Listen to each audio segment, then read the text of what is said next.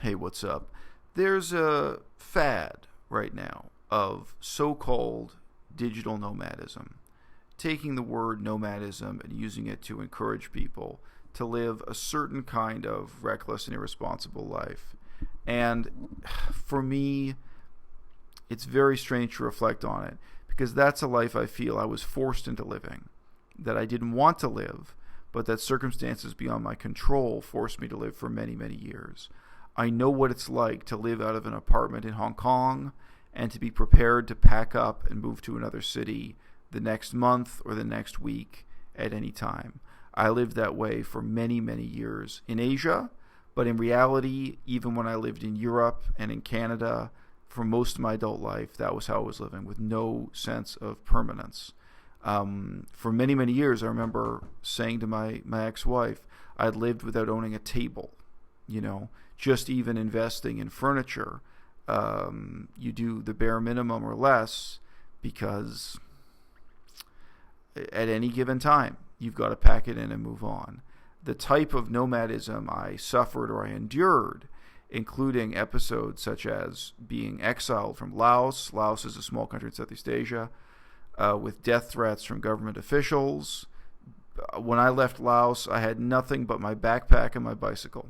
And actually, most of my money was in a bank account inside Laos that I couldn't get at. So I was really in a situation like a refugee after that, where very, very difficult situation. But before that and after that too, I have lived a life where the type of nomadism I've endured has been forced upon me. I remember visiting a friend's apartment in Cambodia and seeing that he had set up little glass jars with spices and tea bags and other kitchen ingredients on the walls. And I just remarked to him, it's been so many years since I did anything like that. I just did not live that way as an adult. Basically, after I finished university the first time, I instead lived in a state of nomadism. I would not even call it digital nomadism, although like everyone else, my life was enabled by the internet. And for me, what's now kind of a fad about minimalism, the type of minimalistic life I got used to, of having to put everything into a backpack and a suitcase and move on, I wouldn't want to use the word minimalist for it, but it was minimal. Now, still today, I've now lived in this part of Canada for more than a year, but a lot of these habits haunt me, and I'm now packing up to move again. In this whole apartment, I own 2 cups. I'm going to show you one of them. They're identical.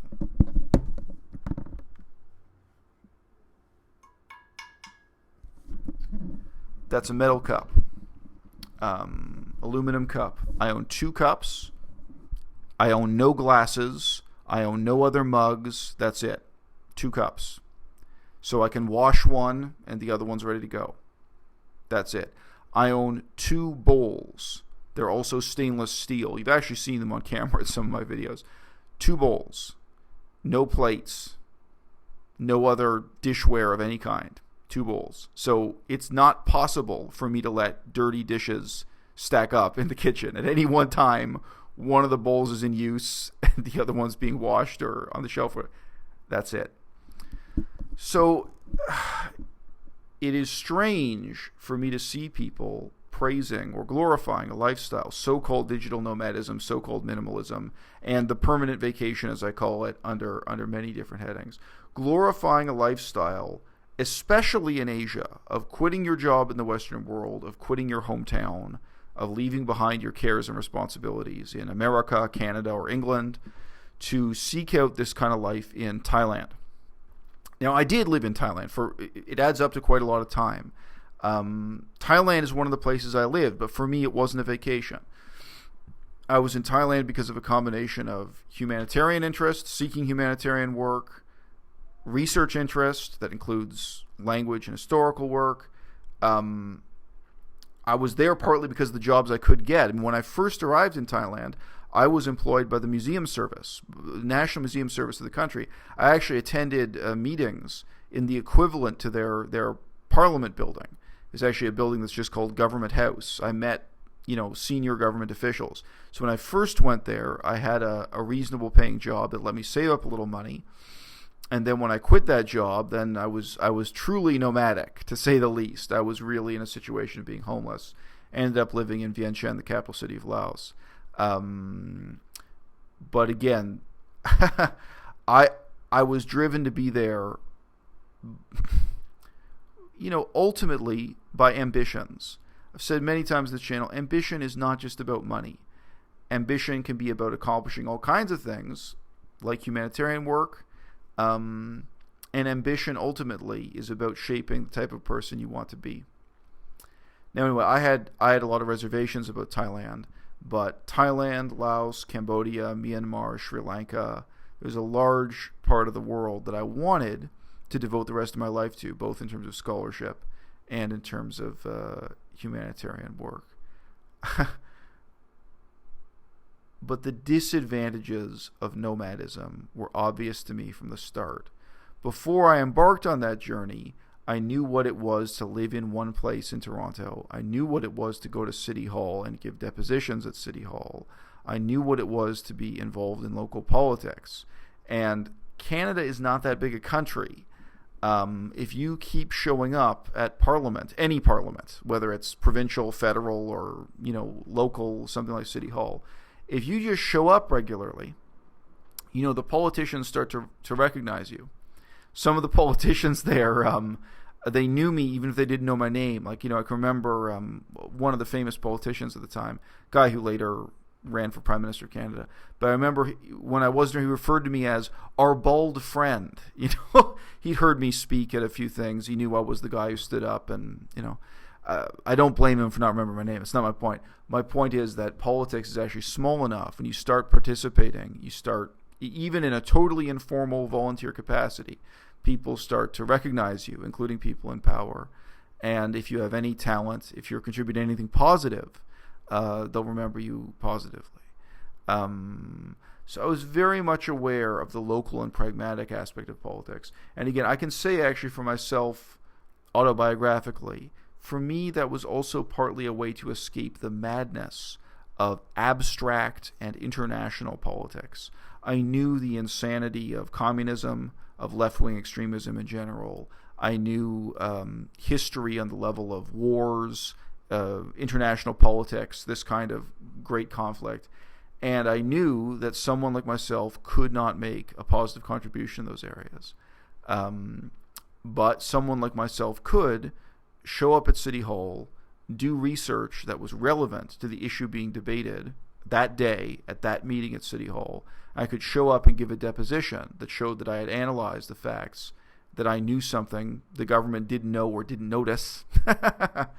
And I could influence real-world outcomes, frankly, with nothing but my own mind, with no money, with no organization or what have you. And I was interested then, as you've heard me say a million times on this channel, of trying to get organized with just 5 people, with just 10 people, with just finding a few other intelligent people who cared about the political issues, the ecological issues, etc., that I cared about.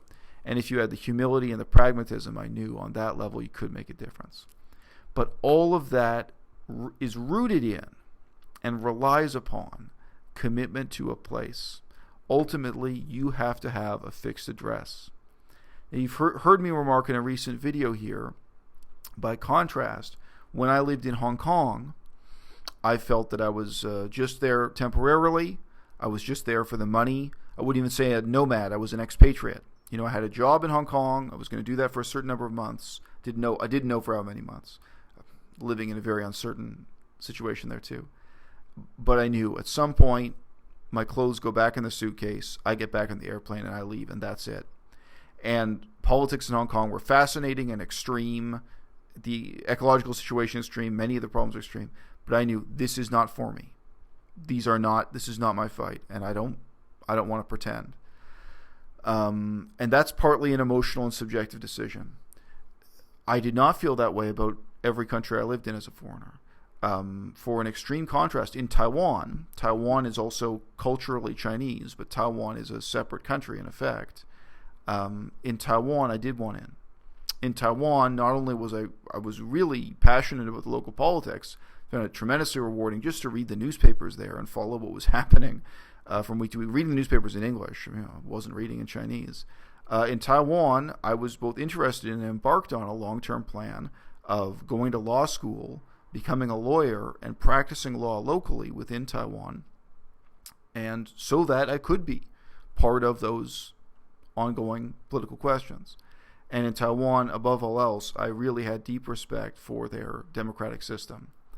The Taiwanese system of government is an imitation of Western systems of government, but in many ways it's more impressive than the system of government we have in Canada. And I mean that sincerely. So again, many people would say, well, what's the difference between Hong Kong and Taiwan?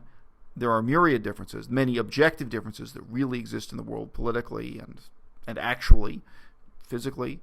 But my point here is part of the difference is just with me.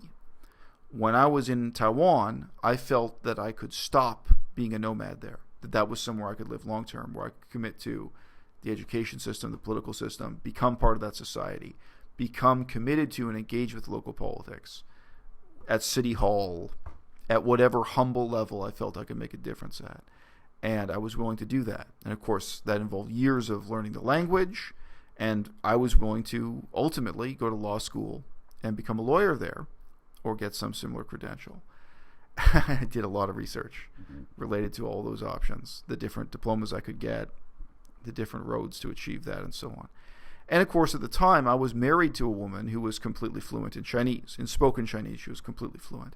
So this is not as crazy a plan as it might seem if you don't know me or you don't know the other aspects of my life. But look, what if I wanted to do serious fundraising, to start a foundation, to start a charity, to make a difference in the world? What if I wanted to do fundraising for any kind of a project, much more seriously than what I've just done on Patreon? The reality is that rests on my having a permanent address in one place at one time. In most countries, you need at least 5 people, sometimes 10 or 12 people, who can be the board of directors, who can sign a piece of paper for a registered charity, who can have a bank account in one place at one time. Here in Canada, sometimes you need all the people to live in the same province. You need all the people to meet once a year. The list of bureaucratic and procedural requirements to have a registered charity is really worth thinking about. It's worth thinking about who that excludes and who that benefits in life. But if you want to make a difference, you can't be a nomad. So-called digital nomadism, as I say, I feel I had it forced on me. It was the opposite of what I wanted in life. What I wanted was to make a difference in the world through pragmatic, hands-on politics, not ideological politics, not war, not the kind of crazy theoretical politics I knew from communism and other, political philosophy. I really had the humility and pragmatism to be the guy who went to City Hall and said, look, I read this 50-page report on the sewage treatment plan, and here are the problems in it that nobody else has bothered to point out. Because journalists won't do that, and the contractors won't do that, and the people who sit there in City Hall, the elected councillors, they're not going to do it. And, you being the one person who read the report and did a little bit of research, you actually can have an impact. And you may be received positively for that. You may be valued for making that contribution. But really, that experience didn't change me. The whole series of changes took place in my life to bring me up to that point, to be that guy who would go to City Hall and do that. And now, obviously, I could never be that person in Cambodia. I could never be that person in Laos. Laos is a communist dictatorship. I could definitely never be that person in Thailand. Thailand is closed to foreigners in some ways, not worth discussing here. But interestingly, in a place like Taiwan, by contrast, I thought, I want in. This is a political system, this is a democracy where I can settle down and be a meaningful part of the struggles that are going on, that include indigenous minority languages, ecology, veganism in a huge way in Taiwan, sure. That was one of the reasons I moved back there. It's not why I moved there the first time. But veganism was a huge part of why I moved there the last time. Huge part of it, absolutely. But if you're choosing to be a digital nomad, I think in many ways this is the Peter Pan syndrome. Really, it's a choice never to accept those grown-up responsibilities, never to be part of a community. And, you may not care about it, but it means you're never going to own a set of dishware. You're never going to own a set of glasses, a set of cups. You're never going to own any of the things a normal, even a poor person owns if they just live in the same city continuously. And you're never going to be part of a community, both in the political ways I'm talking about, in the sense of responsibility, in the sense of being a good citizen. You're never going to do that. And also in terms of the benefits you might get from really being a member of a community in a deep sense. So a lot of autobiographical information there for a pretty simple reflection, because basically what I have to say is beware. A lot of people are trying to glamorize what's really a somewhat grim and desperate situation that many people find themselves in the 21st century, of having no medical benefits, no fixed address, no home, no work visa even, of having to get on an airplane every 3 months because in their passport it just says they're a tourist, and of trying to make money on the internet and trying to make money with no real university diploma or no real skills that'll get you a job. And in the end, it's a swindle. It's a swindle because it keeps you trapped in the situation of being a powerless individual. And for most people, if you're not born a multimillionaire, your power is not going to come from money. Your power is going to come from community, or at a minimum, your power is going to come from cooperation, from having some network of trust of other people who can cooperate with you, whether that's somebody you trust enough to babysit your children, someone you trust enough to sign a piece of paper to be an executive with you in starting a charity and starting a foundation. When I was talking to the Violent Vegan, he's trying to start a little vegan business, obviously to promote veganism, not to make money. And he says it's so hard to find someone he can work with, someone he can trust, someone he can cooperate with.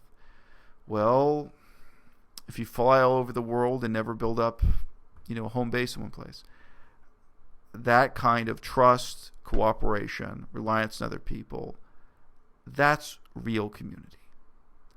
And that's why it's so sad when I hear these hollow claims about the vegan community on the internet. What you're calling community, those people aren't going to babysit your kid. They're not going to meet you in the hospital if you're sick. They're not going to come to your funeral if you die.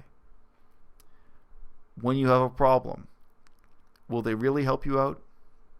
Really? And vice versa. If you're a grown adult, you're not a kid anymore, who are you helping? You're not taking care of your own grandparents. Who takes care of you, and who are you taking care of? On the tiny scale of the isolated individual, these are sort of the first and most fundamental political problems. And it's very sad for me to see people dodging that with the delusion that living from one airplane ticket to the next and living out of a backpack with a bicycle is a, beautiful lifestyle. It's not. If it's a vacation, fine. But at some point, the vacation's got to end.